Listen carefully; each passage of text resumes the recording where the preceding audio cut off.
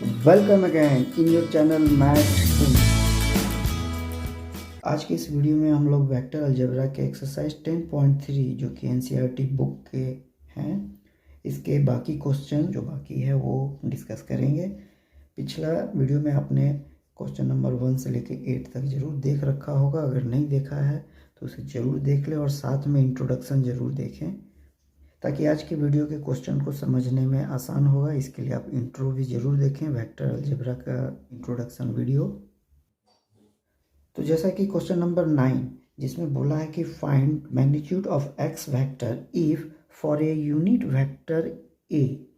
ये जो vector A है ये एक यूनिट वेक्टर है। जो भी ये वेक्टर ए होगा ये यूनिट वेक्टर है। और जैसा कि हमें पता है कि यूनिट वेक्टर का मतलब होता है कि इसके जो मैग्नीट्यूड है, मैग्नीट्यूड बोले तो इसके लेंथ लंबाई 1 होंगे, तो ये 1 यूनिट के होंगे इसके वेक्टर ए के मैग्नीट्यूड।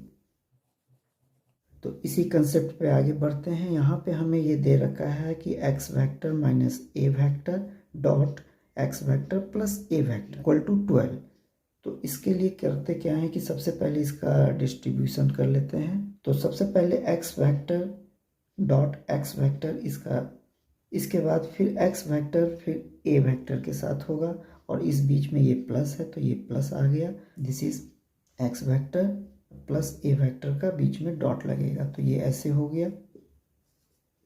अब इसके डिस्ट्रीब्यूटिव दोनों से हो गए। अब माइनस ए वेक्टर डॉट एक्स वेक्टर से होगा तो प्लस माइनस पहले माइनस लिख लेंगे और यहाँ पे a vector and x vector और इन दोनों के बीच में ये डॉट है। माइनस ए वेक्टर प्लस ए वेक्टर प्लस माइनस माइनस होगा। A vector dot this is dot again a vector equal to 12 दे रखा है। अब यहाँ पे हमें रिकॉल करना होगा कि अगर दो वेक्टर का डॉट होगा तो उसका मैग्नीट्यूड स्क्वायर होता है। यानी कि जैसे कि a vector dot a vector होगा तो इसका मतलब हो गया मैग्नीट्यूड ऑफ ए इसका स्क्वायर। तो यही प्रॉपर्टी हम यहाँ पे अप्लाई करेंगे। This is magnitude of x vector square, this is x vector dot a vector. और हमें पता है कि इसके कम्यूटेटिव लॉ को फुलफिल करते हैं, यानी कि एक्स वेक्टर को पहले और डॉट ए वेक्टर को बाद में हम लिख सकते हैं क्योंकि ये स्केलर क्वांटिटी को रिप्रेजेंट करता है। जैसे कि 3 गुने 5 तो 5 गुने 3 बात बराबर होंगे, वही वजह से इट मीन्स ये दोनों वेक्टर आपस में कैंसिल हो जाएंगे। अब ये दोनों जब कैंसिल हो गए तो सिर्फ ये बचेंगे, यानी कि ये प्लस नहीं होके अब ये माइनस दिख रहा है। और a vector dot a vector it means vector a का स्क्वायर। ये वेक्टर को रिप्रेजेंट करने का ये भी तरीका है जल्दी में। और यहाँ पे ये 12 है और साथ में हमें क्वेश्चन में दे रखा है कि a vector is a unit vector. It means ये 1 है। इसको यहाँ पे मैं लिख देता हूँ कि this is given magnitude of A vector is 1 because vector A is unit. तो यूनिट वेक्टर का मतलब कि इसका मैग्नीट्यूड 1 ही होगा। तो 1 यहाँ जब रखेंगे तो 1 का स्क्वायर 1 ही हो जाएगा। This is -1। तो नेक्स्ट प्रोसेस क्या हुआ, यहाँ पे ये बच गया मैग्नीट्यूड ऑफ एक्स वेक्टर का स्क्वायर, दिस इज -1 और ये -1 इधर गया तो plus, it means 12 + 1 13।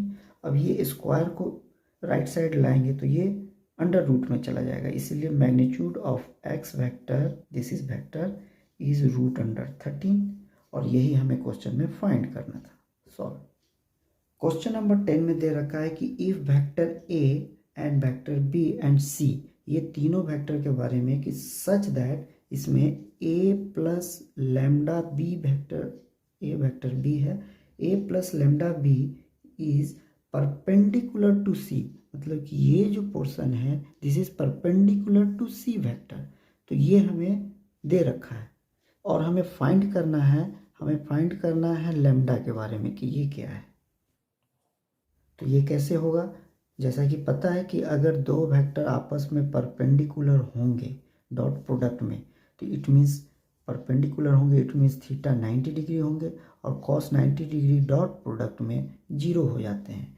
It means in दोनों का जो डॉट है a vector plus lambda b vector dot vector c will be zero. ये कैसे जीरो होता है, क्यों होता है, ये हमारे पिछले वीडियो में आप ज़रूर देखे होंगे। थोड़ा सा रिकॉल कर देते हैं कि जैसे कि ए डॉट बी वेक्टर जो होते हैं, इसके जो फॉर्मूला है magnitude of A magnitude of B into cos theta, दोनों वेक्टर होते हैं। तो ये जो थीटा अगर 90 डिग्री है तो ये तो जीरो हो जाएगा, ये पूरा जीरो हो जाएगा, यानी कि डॉट प्रोडक्ट जीरो, यानी कि ये 90, यानी कि हमको परपेंडिकुलर होने के लिए 90 होना चाहिए, 90 डिग्री। तो 90 डिग्री रखने से जीरो होगा।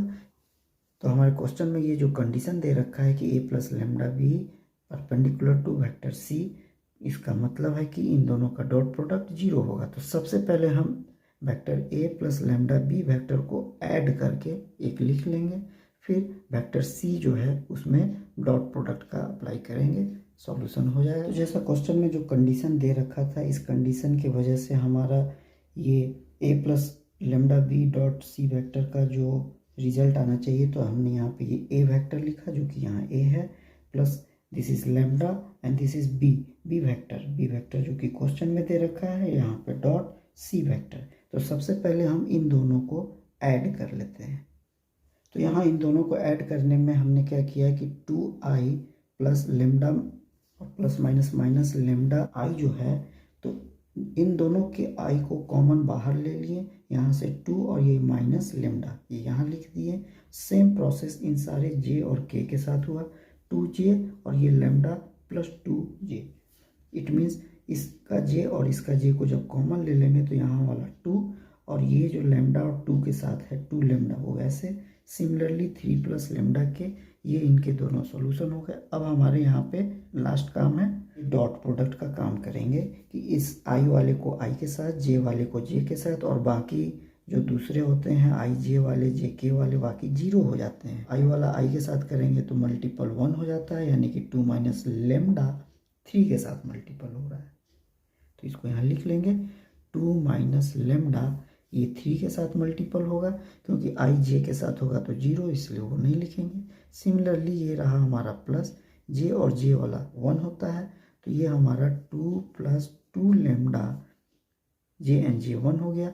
के वाला तो जीरो ही हो जाएगा, इसका ज़रूरत नहीं है, इट मीन्स यहाँ जीरो। अब ये सिंपल प्रोसेस आ गया। इस सॉल्यूशन को यहाँ पे ऊपर फिर से लिख दिए हैं, थोड़ा सा सिंपल करने में आसानी होगा। तो इसका नेक्स्ट प्रोसेस क्या होगा कि सबसे पहले 3 का मल्टीपल दोनों से होगा। तो अगला क्या हुआ कि 6 और 2 8 हो गया यहाँ पे, इट मीन्स ये 8 हो जाएंगे, और -3 प्लस 2 दिस इज माइनस, तो this is minus lambda equal to zero. ये माइनस लेमडा इधर गया तो जीरो प्लस लेमडा लेमडा हो गया, इसीलिए डायरेक्ट यहाँ पे बोल सकते हैं कि लेमडा इज 8। ये यहाँ पे प्लस हो गया और यहाँ पे 8 बच गया, दैट्स ऑल।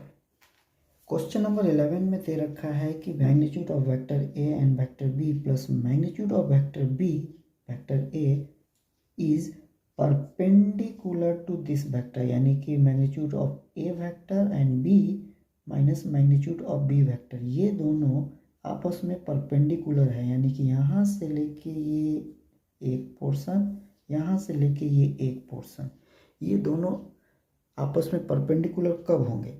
पता है कि ये सारे पोर्शन अगर एक वेक्टर है और ये दूसरे, तो इन दोनों के आपस में जो डॉट प्रोडक्ट आएंगे, मतलब इसको मान लेते हैं कि अगर ये पूरा P नाम का कोई वेक्टर हो और ये पूरा Q नाम का कोई वेक्टर हो, तो इन दोनों के डॉट होने से जीरो आने चाहिए। इट मीन्स इस दोनों को जब हम डॉट करेंगे तो कैलकुलेशन जीरो हो गया, तो हम कह सकते हैं कि ये आपस में परपेंडिकुलर हैं। यही काम करते हैं। तो इस तरह हमने इस पूरे को रिपीट यहाँ लिख लिया, और परपेंडिकुलर होने का कंडीशन है कि ये डॉट प्रोडक्ट को अगर हम वेरीफाई करें कि इसका और इसका डॉट प्रोडक्ट, ये सारे कैलकुलेशन होते लास्ट में अगर जीरो होते हैं तो ये आपस में परपेंडिकुलर कहलाएंगे, यही कंडीशन है। सॉरी, यहाँ पे वेक्टर ए लिखना छूट गया था। तो हमने यहाँ पे डिस्ट्रीब्यूटिव लॉ का अप्लाई किया कि ये जो वेक्टर है ये तो दो वेक्टर है ए और बी, जहाँ की ए मैग्नीट्यूड ऑफ ए है, तो इसको डिस्ट्रीब्यूशन में करेंगे तो इसके साथ जब मल्टीपल करेंगे जो कि डॉट के साथ है, तो vector A magnitude of A vector, तो मैग्नीट्यूड वाले स्क्वायर हो गए, वेक्टर बी अकेला है और वेक्टर बी अकेला है जो कि डॉट के साथ है, तो vector B dot vector B. Similarly ये अब डिस्ट्रीब्यूशन जब इसके साथ करेंगे तो यहाँ सिंगल वेक्टर ए जो है मैग्नीट्यूड में यहाँ है नहीं, तो अलग से मैग्नीट्यूड ए हो गया, मैग्नीट्यूड बी वाला भी फिर है नहीं तो मैग्नीट्यूड बी लिख लिया। वेक्टर बी अलग से है तो वेक्टर बी और वेक्टर ए अलग से है ए, क्योंकि ये बीच में डॉट है तो डॉट के साथ हो गया। तो ये इसी तरह का डिस्ट्रीब्यूशन अब इसका इन दोनों के साथ कर लेते हैं, वो मैं लिख लेता हूँ। तो नेक्स्ट कैलकुलेशन जो magnitude of B vector A, इसका डिस्ट्रीब्यूशन इन दोनों के साथ जो किए हैं, तो इसके साथ जब यहाँ डिस्ट्रीब्यूशन किए तो magnitude of B this is here and magnitude of A this is here, vector A dot vector B this is hair.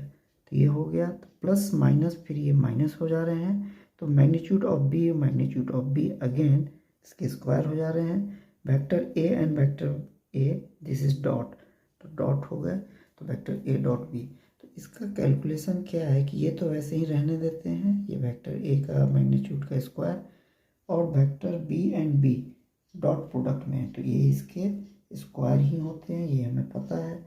और साथ में यहाँ ये भी देखने को मिल रहा है कि this is magnitude of A here, magnitude of B here, और बी डॉट ए लिखें या ए डॉट बी लिखें बात सेम ही होते हैं, क्योंकि स्केलर प्रोडक्ट में कम्यूटेटिव होते हैं, तो ये दोनों आपस में कैंसिल हो गए। तो यहाँ तो ये ख़त्म ही हो गए, बच गया ये minus magnitude of B vector का square, a dot a vector this is magnitude of a, इसका भी स्क्वायर। तो फिर यहाँ पे ये दोनों सिमिलर दिख रहे हैं, तो ये दोनों आपस में कैंसिल होके जीरो हो गए। इट मीन्स जब हमने डॉट प्रोडक्ट लेके काम किया तो कैलकुलेशन होके जीरो आ रहे हैं, तो इसका मतलब ये दोनों आपस में परपेंडिकुलर हैं, ये प्रूफ हो गया। तो इस तरह हम लिख सकते हैं कि hence they are perpendicular to each other for any non zero vector A vector and B vector. That's all.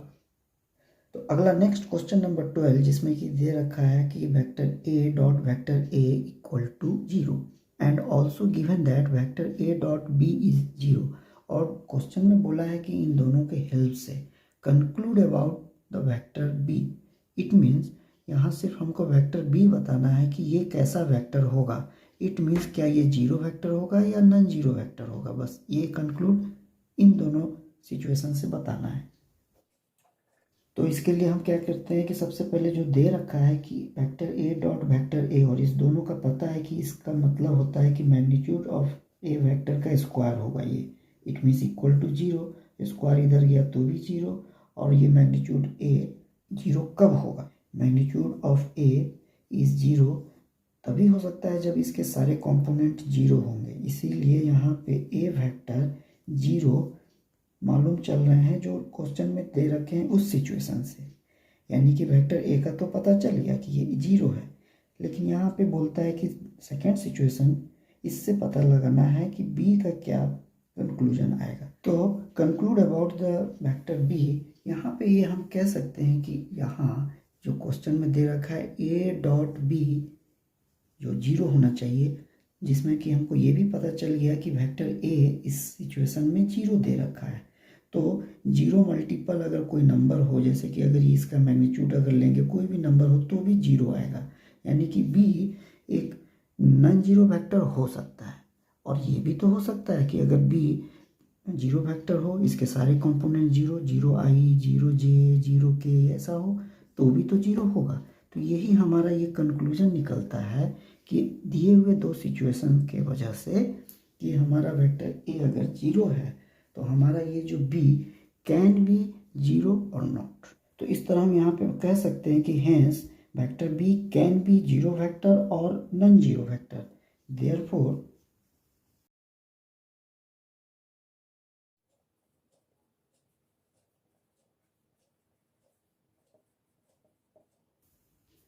therefore b can be any vector. This is the conclude about vector b.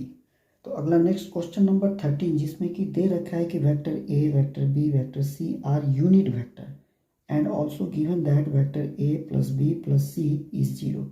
और हमें पता है कि अगर unit vector है, एक unit vector है, means इसका जो मैग्नीट्यूड होगा, वेक्टर ए का जो मैग्नीट्यूड होगा ये 1 होगा।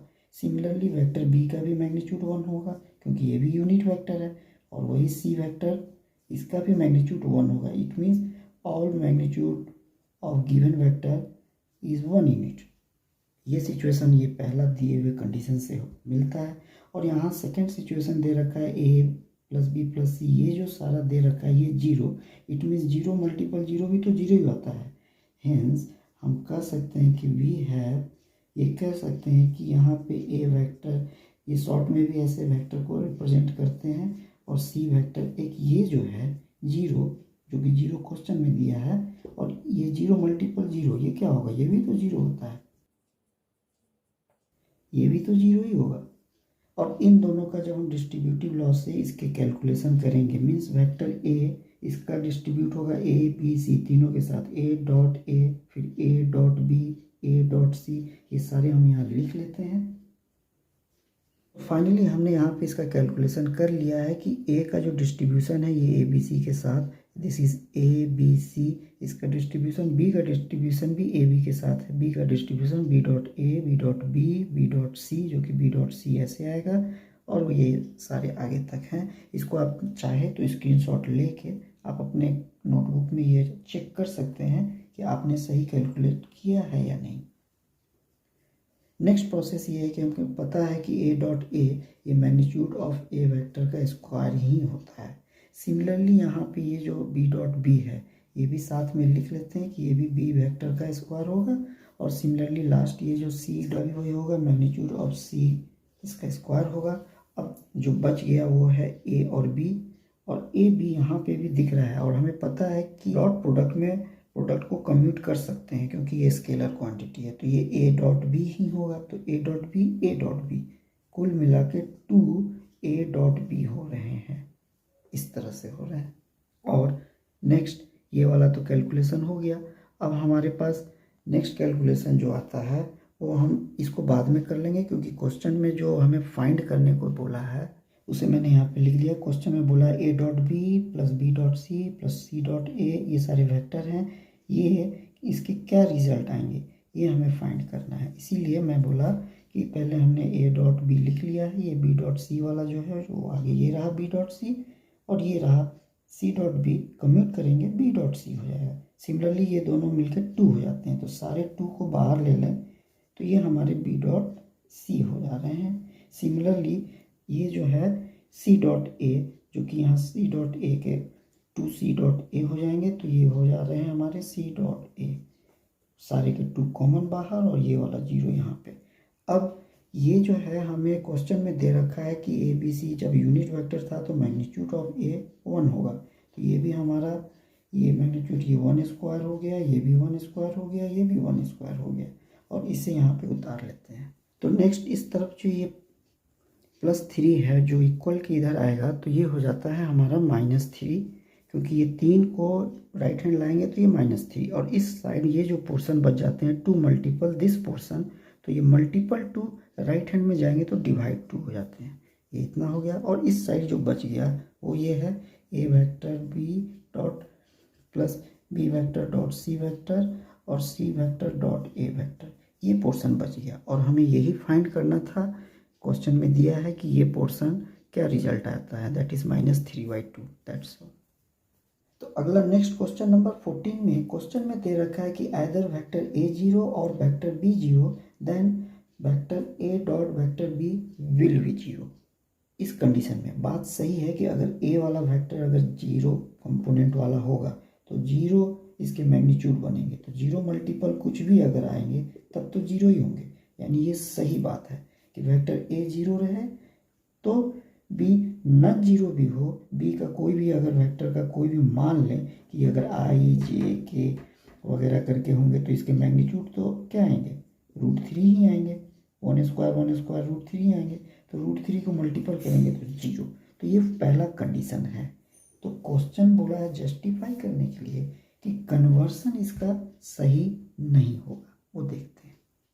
तो यहाँ हम लोग चेक करते हैं कि converse need not be true. इसके लिए सबसे पहले हमको मानना पड़ेगा कि ए वेक्टर कुछ नॉन जीरो वेक्टर है। तो यहाँ पे हमने ये दोनों वेक्टर को अब 0 ना लेके नॉन जीरो ले लिया, यानी कन्वर्स कर लिया। वेक्टर ए में कुछ कंपोनेंट है, यानी ये 0 नहीं है, तो इसके अभी हम इसके मैग्नीट्यूड जब निकालेंगे तो कुछ ना कुछ नंबर्स तो आएंगे ही।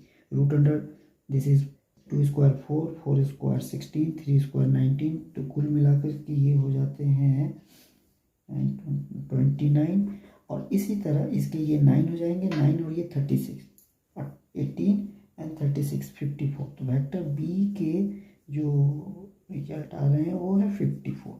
तो देखिए वेक्टर तो ये नॉन जीरो है, तो इसके मैग्नीट्यूड भी कुछ नंबर्स आएंगे ही, स्केलर क्वांटिटी आ गए, तो ये दोनों है। लेकिन जब हम इसको डॉट में रखते हैं तो क्या आता है, and vector A dot vector B, और इन दोनों के जब डॉट करते हैं तो पता है कि आई वाला आई के साथ जब डॉट होगा तो 1 होगा, बाकी के साथ 0 हो जाएंगे। तो सिंपली हम इसको मल्टीपल करते हैं, ये हो जाते हैं 6 और ये हो जाते हैं 12 और ये हो जाते हैं -18, बस इतना ही होगा। तो ये है 18 और 18, तो ये तो 0 आ गया। इसीलिए कहा गया कि converse need not be true, यानी कि वेक्टर ए नॉन जीरो हो भी सकता है और बी भी नॉन जीरो हो सकता है, फिर भी प्रोडक्ट जो है इसके डॉट प्रोडक्ट वाले, ये जो डॉट प्रोडक्ट आएंगे तो 0 हो सकते हैं। यही हमें प्रूव करना था। तो इस तरह फाइनल कंक्लूजन हम कह सकते हैं कि hence the converse of the given statement, हमारे क्वेश्चन में स्टेटमेंट दे रखा था ए डॉट बी 0 होंगे अगर ऐसा A0 या B0 होने पे, लेकिन कन्वर्स नॉन जीरो होने पे नीड नॉट बी ट्रू, ये हम लिख सकते हैं। That's all.